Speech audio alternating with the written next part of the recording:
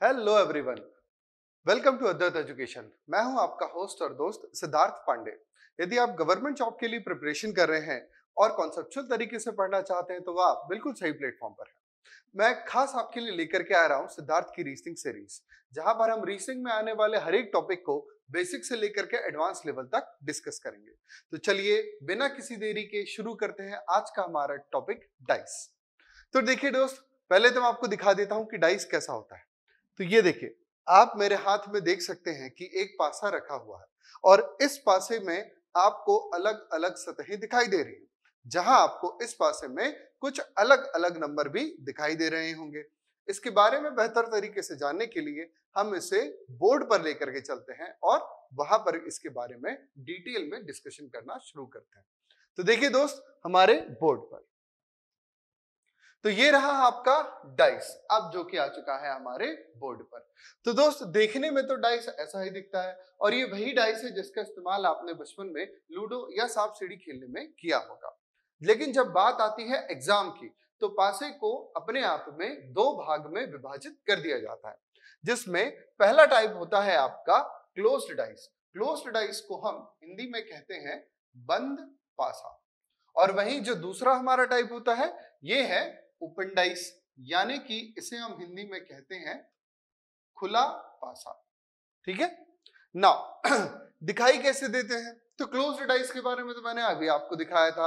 अब मैं आपको उसके इंटरनल स्ट्रक्चर के बारे में दिखाता हूं। ये देखिए, ये हमारे पासे का एक इंटरनल स्ट्रक्चर।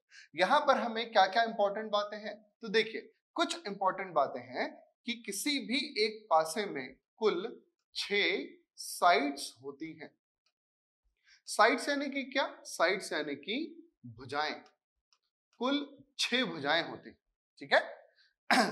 दूसरी इंपॉर्टेंट बात है कि किसी भी एक पासे में कुल 8 कॉर्नर होते हैं।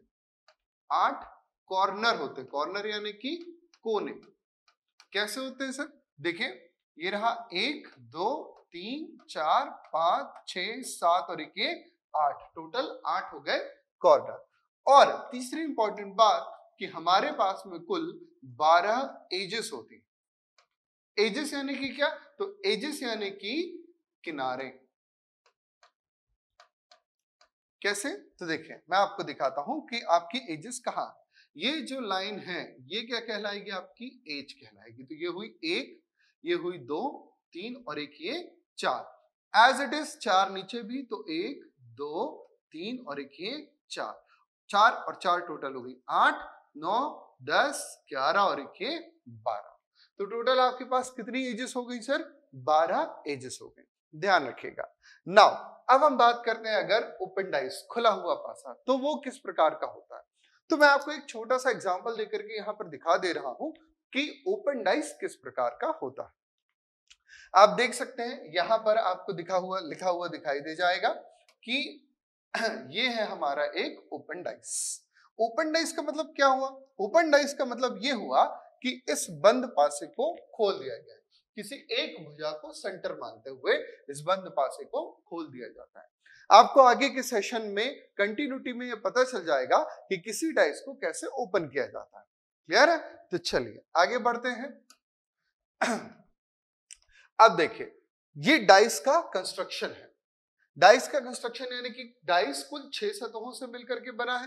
तो ये मैंने ली इसकी पहली सतह, और इसके बाद ये ली मैंने इसकी दूसरी सतह, और फिर यहां से आई ये तीसरी सतह, और फिर ये है चौथी सतह, और ये है पांचवी सतह, और देखेगा ये रही छठवीं सतह। तो डाइस की कुल कितनी सतहें हो गई? 6 हो गई। मैंने आपको बताया था कि पासे में कुल 6 सतहें होती हैं, और खोलने पर कैसा कैसा दिखाई देते? तो मैंने कहा था कि हम किसी एक साइड को सेंटर मान लेते हैं, या हम फ्रंट साइड। जैसे कि इस पासे में आपको फ्रंट में क्या दिखाई दे रहा है? आपको एक ग्रीन कलर की साइड फ्रंट में दिखाई दे रही है, तो हमने ये ले ली फ्रंट साइड। ये एक हो गई सतह। दूसरी बात क्या है? अब देखिए एक और, ये आपको ऊपर की तरफ दिखाई दे रहा था, तो ये हो गई हमारी क्या? Top side. तीसरी बात क्या? Left side. तो देखिए यहां पर भी आपको लेफ्ट वाली दिख रही है, और यहां पर भी क्या है? Left side. ठीक उसी प्रकार से अगर मैं इसके पीछे इस तरफ साइड को बाहर की तरफ खोलूंगा, तो वो कौन सी साइड हो जाएगी? राइट साइड हो जाएगी। नीचे की तरफ में क्या है? बॉटम साइड है, और पीछे की तरफ में क्या है? बैक साइड है। अब अगर आप यहां पर देख रहे होंगे तो ये आपको एक परफेक्ट स्क्वायर शेप में ये सभी साइड्स दिखाई दे रही होंगी, और यही पासे की पहचान है कि इसकी सभी भुजाओं की लंबाई तथा चौड़ाई आपस में बराबर होती है। लेकिन अभी कुछ दिनों पहले महाभारत सीरियल चल रहा था, उसमें आपने देखा होगा शकुनी मामा को पासे खेलते हुए, और वहां पर उन पासों का साइज अलग था, क्योंकि वो किस शेप में थे? तो वो थे रेक्टेंगुलर, यानी कि आयत के फॉर्म में थे। और ये किस शेप में है? ये है एक क्यूब, एक बॉक्स, एक स्क्वायर के आकार में होता है, जहां पर हर एक साइड का जो माप है वो बराबर होता है। इसकी हर एक सतह बराबर लंबाई तथा बराबर चौड़ाई की होती है। तो फिर वो क्या कहलाता है? एक डाइस, यानी कि एक पासा कहला जाता है। आगे बढ़ते हैं। तो दोस्तों अब हम बात करते हैं टाइप्स ऑफ क्लोज्ड डाइस की, यानी कि बंद पासे के प्रकार। तो चलिए देखते हैं कुल कितने प्रकार होते हैं। जहां पहला प्रकार है हमारा स्टैंडर्ड डाइस, यानी कि मानक पासा, और दूसरा है जनरलाइज, यानी कि साधारण पासा। कोई भी पासा मानक या साधारण आखिर कहलाता कब है? तो देखिए, स्टैंडर्ड यानी कि मानक। स्टैंडर्ड का मतलब हुआ सेट ऑफ रूल्स। यदि किसी बात को सत्यापित करने के लिए कुछ नियमों को बनाया जाए जिनका फॉलो करना जरूरी होता है, तो फिर वो क्या कहलाएगा? एक स्टैंडर्ड डाइस, यानी कि एक मानक पासा कहलाएगा। बात क्लियर हुई? तो दोस्त यहां पर स्टैंडर्ड होने के लिए क्या नियम तथा शर्तें हैं? तो स्टैंडर्ड होने की शर्त कहती है कि if the sum of any two near by side is not equals to 7। Clear है? यदि पासे में किसी भी दो निकटतम भुजाओं का योग 7 के बराबर नहीं हो। क्लियर? यदि पासे में किसी भी दो निकटतम भुजाओं का योग 7 के बराबर ना हो तो पासा स्टैंडर्ड डाइस कहलाएगा। सर दिखाई कैसा देगा? देखिए, पासा आपको जब भी परीक्षा में आएगा तो कुल ऐसा दिखाई देगा। सर आपने तो अभी बताया था कि पासा में 6 साइड होती है, तो हाँ 6 साइड तो होती है, लेकिन वो सब 3D डायग्राम था, और ये कैसा डायग्राम है? ये एक 2D डायग्राम है। तो इस वजह से जब भी कभी आप पासे को एक बार देखोगे तो वहां पर आपको पासे की मैक्सिमम 3 ही सतह दिखाई देंगी। तो चलिए इस शर्त को इसमें लगा करके देखते हैं। तो हमने कहा 3 और 6, यदि मैं इन दोनों को जोड़ देता हूं तो कितना आता है? 9। तो जनाब बताइए, क्या यह बराबर है 7 के? जी नहीं, 9 7 के बराबर नहीं है। 5 और 6, यदि मैं इन दोनों को आपस में जोड़ूं तो आता है 11। जनाब क्या ये 7 के बराबर है? जी नहीं, ये भी 7 के बराबर नहीं है। उसी प्रकार अगर मैं 5 और 3 को आपस में जोड़ता हूं तो आता है 8। तो क्या ये 7 के बराबर है? जी नहीं, ये भी बराबर नहीं है। तो जब ये इस कंडीशन को फॉलो कर रहा है तो इसकी वजह से हमारा पासा क्या कहलाया? पासा कहलाया हमारा स्टैंडर्ड डाइस, यानी कि मानक पासा। तो जब भी आपको एक ऐसा पासा पता चल जाए कि हाँ ये मानक पासा है, तो अब देखिए कि एग्जाम में प्रश्न किस प्रकार से पूछता है। प्रश्न का कहना है कि what will be the number opposite to 3। दिए गए पासे में संख्या 3 जिस भुजा पर लिखी हुई है उसके ठीक विपरीत वाली भुजा पर कौन सी संख्या होगी? तो चूंकि एक स्टैंडर्ड डाइस है, इसे फॉलो करने के लिए एक सेट ऑफ रूल है, और इस प्रकार के सवालों का जवाब देने के लिए भी एक कंडीशन है जिसका फॉलो होना जरूरी है। कंडीशन क्या है दोस्त? तो देखिए, कंडीशन कहती है कि sum of opposite side always equals to 7, यानी कि विपरीत भुजाओं का योग हमेशा 7 के बराबर होता है। कितना? 7 के बराबर। अच्छा देखो, फिर से सुनना और ध्यान रखना कि दो निकटतम भुजाओं का योग 7 ना हो तो पासा स्टैंडर्ड डाइस, और यदि दो विपरीत भुजाओं का योग 7 के बराबर है तो भी पासा स्टैंडर्ड डाइस। क्लियर है? क्योंकि अलग अलग तरीके से घुमा फिरा करके एसएससी में सवाल या किसी और परीक्षाओं में सवाल पूछे जा सकते हैं। तो चलिए अब इस चीज को हम यहां पर पुट कराते हैं, तो देखते हैं हमारा आंसर आता है या नहीं। तो हमने कहा कि एक भुजा पर इसके लिखा हुआ है भाई 3, और अगली भुजा पर हमने मान लिया x, द फेवरेट वन, और इन दोनों को जोड़ने पर क्या आना चाहिए भाई? 7 आना चाहिए ना। तो x का मान आप निकाल सकते हो ना। कमेंट सेक्शन में कमेंट करके बताइएगा कि x की वैल्यू कितनी आई। क्लियर है?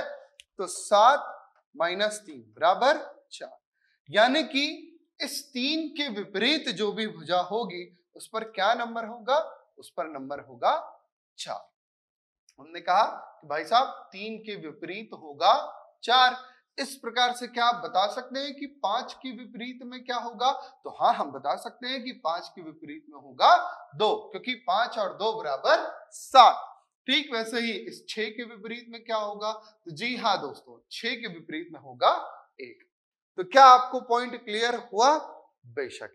अब हम आगे बढ़ते हैं हमारे जनरलाइज के लिए। स्टैंडर्डाइज के बाद अगला आता है हमारा जनरलाइज। जनरलाइज यानी कि साधारणताइज। तो समझिएगा, स्टैंडर्ड यानी कि सेट ऑफ रूल्स है ना, और इस पासे में 1 2 3 4 5 6 यहां तक की संख्याएं लिखी हुई होती है।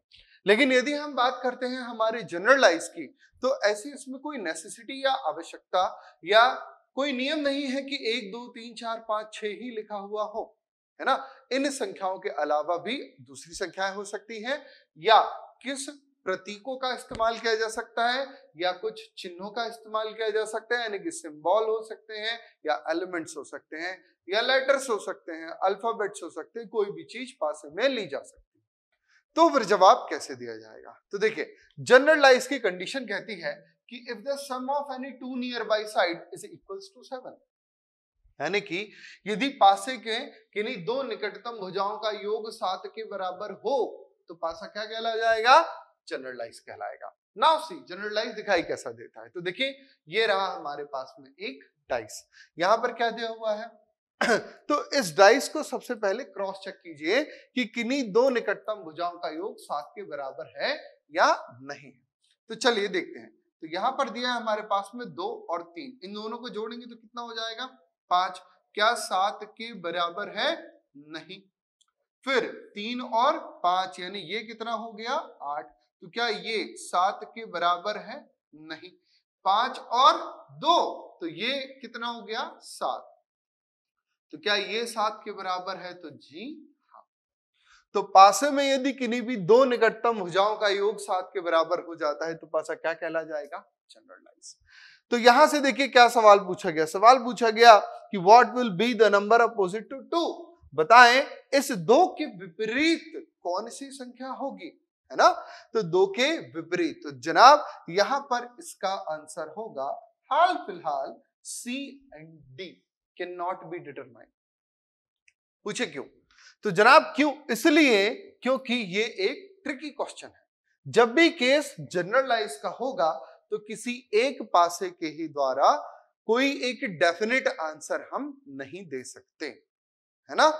कोई एक डेफिनेट आंसर नहीं दिया जा सकता। जैसा कि मैंने आपसे कहा कि जनरलाइज के पासे में ऐसा कोई निश्चित नहीं होता कि कौन कौन सी संख्याएं लेनी है। हाँ, लेकिन यदि केस स्टैंडर्डाइज का हो तो ये तय होगा कि संख्याएं 1 2 3 4 5 6 ही होंगी, लेकिन यहां पर संख्याएं निर्धारित नहीं होती।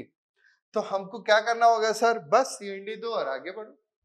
जब भी कभी केस अगर जनरलाइज का है तो वहां आपको कम से कम 2 पासों की आवश्यकता होगी।